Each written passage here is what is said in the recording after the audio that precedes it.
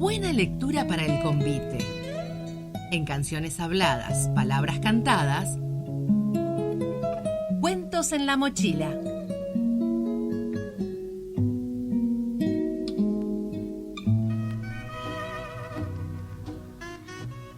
Luz Magalí Benazulín nació en Resistencia Chaco y a los 17 años se radicó en Capital Federal y a los 27 se fue sin planes por ahí, con tiempo indeterminado, a la ciudad DF de México.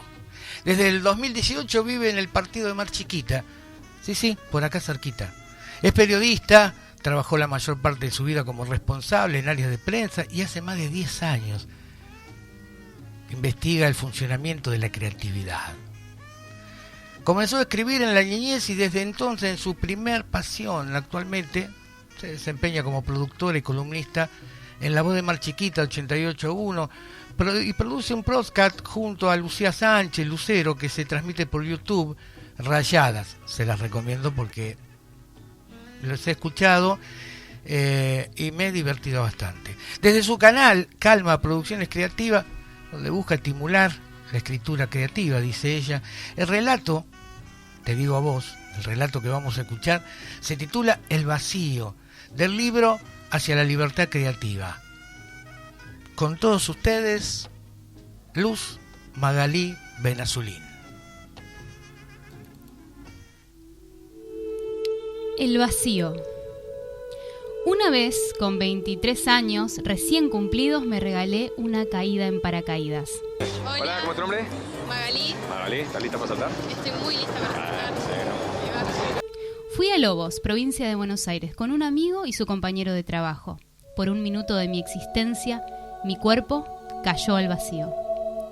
Tuve que acomodarme panza abajo como me recomendó el instructor. Me acuerdo que mi cabeza dijo que debía gritar fuertísimo, pero hice un pequeño gritito agudo, como si me hubiera pegado un picotazo a un ave pequeña.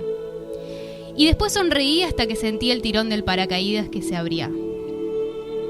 4 años después, escribí en mi cuaderno: todo lo que soy y todo lo que seré están en su punto cero. Mis pies flotan en un pueblo mágico de los muchos que existen en México. Por mi cuerpo sube una antigua serpiente, que al acariciarme con su suave y tersa piel, me recuerda que la mejor manera de cambiar todo el cuero es despacio y sin lastimarnos. Me sentí alguien que cae al mundo, igual que el día que salí del vientre de mi madre. Un día no estaba y al siguiente sí. Había un momento y un lugar para acariciar la absoluta pérdida de identidad, y la estaba viviendo en cada milímetro de mi piel. Era como haberme muerto, pero sin morirme. Nacer, pero con el cuerpo de una mujer. Ese vacío había que vivirlo intensamente, porque seguramente no habría tantos momentos en la vida como aquel. Inclusive si hubiera, jamás serían como el primero. Hay momentos en los que vivimos aferrados al pasado. Eso que fuimos, hicimos, bueno o malo, nos da identidad. También hay temporadas de mucho futuro, porque nuestros planes trazan una versión imaginaria del camino que nos muestra hacia donde se supone que estamos yendo. A mi corta edad tenía una de esas historias que repetía bastante, evocando a la secundaria o a los primeros años viviendo en la ciudad. También tuve una pareja por muchos años y me imaginé que quizá a los 40 o 40 y tantos me despertaría un fin de semana para planificar nuestra vida. Tenía una de esas vidas con sensación de solidez y previsibilidad. Sabía que todo iba a ir cambiando, pero sobre la base de lo construido. Caminando en círculos por Pátzcuaro, no tenía pasado ni futuro. Estaba atragantada de presente absoluto. Necesitaba estar así, en silencio, en vacío, observando. Porque si bien no era una criminal, en ese momento no era buena idea que alguien me preguntara quién era yo y qué estaba haciendo ahí. Vivía sola desde que tenía poco más de 17 años. Siempre fui bastante solitaria, pero ahora era distinto. Por primera vez en la vida estaba sola, pero por dentro. El proceso creativo es tan orgánico y sabio cuando lo dejamos fluir que instintivamente nos lleva a ese estado de no tiempo, no espacio. Poder frenar la noción del pasado y del futuro, sin tener nada bueno ni nada malo para decir sobre quién soy, era el portal que me llevaría muy lentamente a una creación nueva de mí misma. Desconocía completamente lo que significaba abrir mi vida hacia el infinito. porque si bien sabía que algún día moriré, era la primera vez que me paraba frente a la puerta que conduce al devenir misterioso, a la evidencia de que por más que creamos que sabemos lo que va a pasar, eso es solo una ilusión. Caminé tantas horas, mirando los cordones de las calles y el rojo de las paredes antiguas, comí tacos y tomé jugos naturales en la plaza central una y otra vez. Reflexioné sobre las limitaciones que nosotros mismos tejemos a nuestro alrededor para sentirnos seguros, las máscaras que pintamos a manos para decirle al mundo que somos de tal o cual manera, los logros que nos agrupan a cierto tipo de personas con las que compartimos un mismo criterio sobre lo que significa ser exitosos.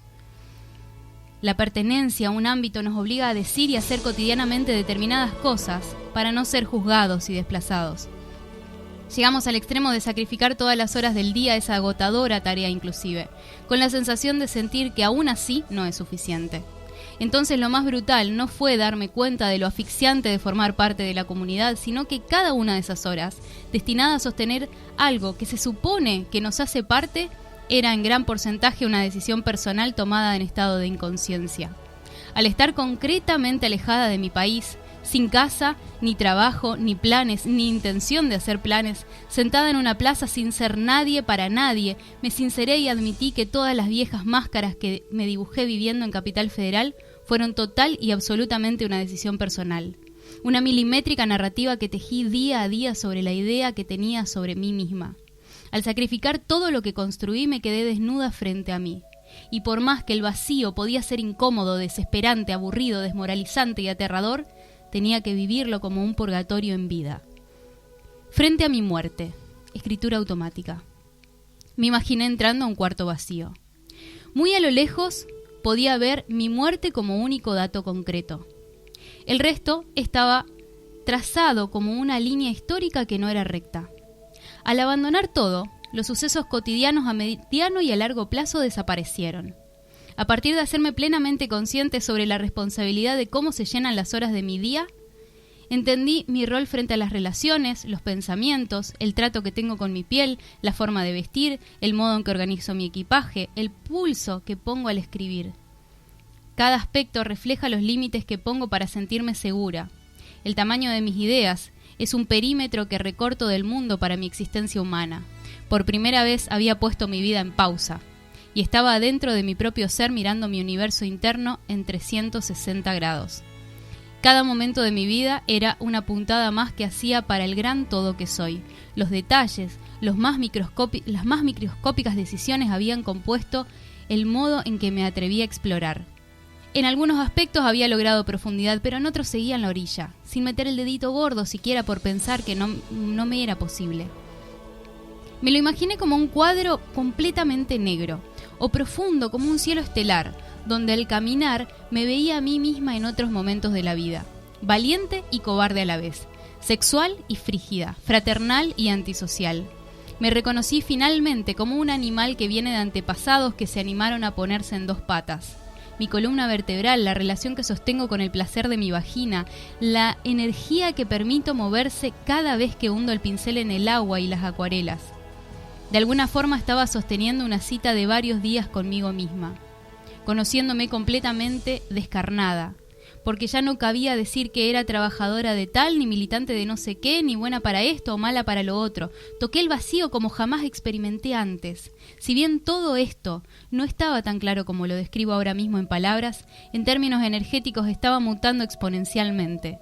Desde afuera podía verme como una mujer de 20 y tantos, sentada en una plaza sola, mirando las palomas, hipnotizada como un gato.